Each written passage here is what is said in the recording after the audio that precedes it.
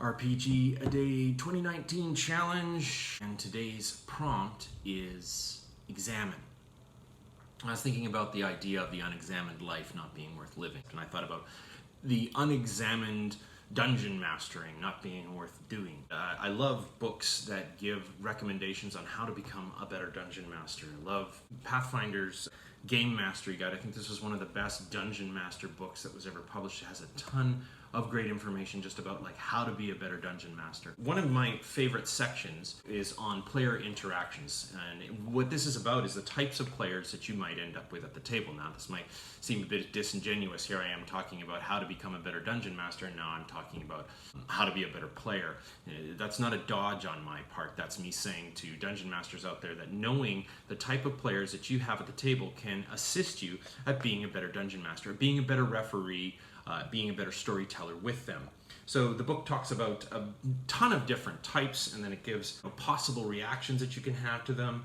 So we've got the antagonist, the continuity expert, the diva, the entrepreneur, the flake, the glass jaw. Some characters have a weakness that constantly reveals itself or is easily exploited in virtually every encounter.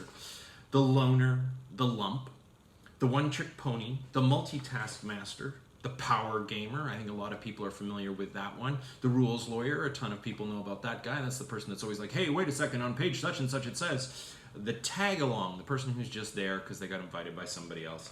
The thespian, the actor who has come to show off their voice acting skills, etc. You might want to check out Robin's Laws of Good Game Mastering. Now, Robin D. Laws is a game designer and a podcaster, and a really recent episode of Ken and Robin Talk About Stuff, the podcast that Robin Laws is on, was talking about the loner, that type of player. And Ken and Robin often talk about those player dynamics at the table. If you want something that's a really well-distilled look at various player types, then I recommend this. On page 4, there's this breakdown of player types, which I'm far more familiar with. The power gamer, which we already talked about, wants to make his character bigger, tougher, buffer, and richer. This is the type of player who has a power fantasy. They want to be greater than they are in real life. And so they tend to see their PC, as Robin says here, as an abstraction, as a collection of superpowers optimized for the acquisition of still more superpowers. And then we've got the butt kicker, which is very closely related to the power gamer, but there's a difference in how this is approached, because a power gamer could be somebody who really wants to be a great magic user, or they want to really amp up their skills in hunting, whereas the butt kicker wants to let off steam in a little old-fashioned vicarious mayhem. They pick a simple, combat-ready character, whether or not that is the best route to power or success in the system. Call of Cthulhu, for example, doesn't really lend itself well to a butt kicker, but somebody might show up wanting to be the butt kicker, and if you as a dungeon master understand that that is their goal in the game, you're going to be able to help them have at least a better time by being able to say, you're probably going to die horribly. The Tactician is probably a military buff who wants chances to think his way through complex, realistic problems, usually those of the battlefield. And I would go a step further and say that the tactician is often a person who loves problems. Problem-solving players are often tacticians. They look at the rules as a problem to be solved. I used to play with a math professor, and he would look through the rule set, and I think it was probably like the special effects in A Beautiful Mind for him.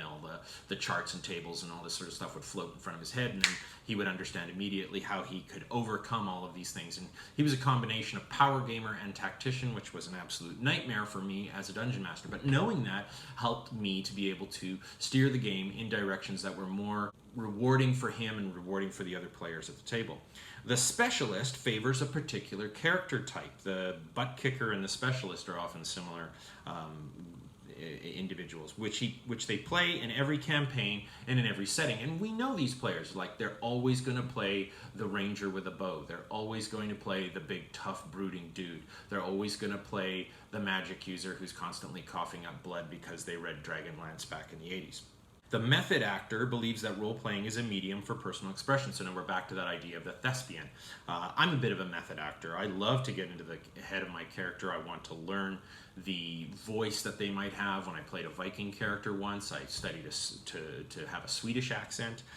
The storyteller, this is another one that I identify very strongly with, like the method actor, is more inclined to the role-playing side of the equation and less interested in numbers and experience points. And right there we can see that dichotomy of things that Dungeons & Dragons tries to access in their different editions. They're trying to please both the storytelling, method acting side of things, the storytelling side of things, but they're also trying to satisfy those tacticians, those people who love the numbers and the rules and the technical and tactical side of the game.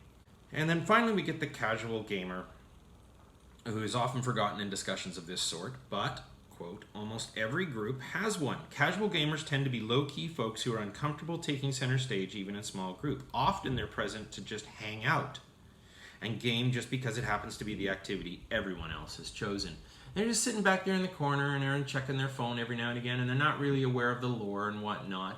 And I used to get really frustrated with my casual gamers. Really frustrated, like angry rage, barbarian rage frustrated. And once I realized that, you know, a casual gamer is a casual gamer, it helped me to be able to prep in that player's direction. I stopped trying to make that character the center of attention. I stopped trying to make them the protagonist. I stopped trying to give them the ring of power to take to Mordor, and just let them be at the table. Just let them hang out. And every now and again, throw them a bone, throw them something that's kind of fun. But for the most part, they're there to hang out. They're there to, you know, drink with their friends. They're there to roll some dice. They're there to eat whatever junk food you've got at the table, or, you know, a bowl of carrots and hummus. But knowing those different types of players can be really helpful for you as a DM to be able to examine not only who they are, but how they interact with each other and how they interact with the game that you've chosen to bring.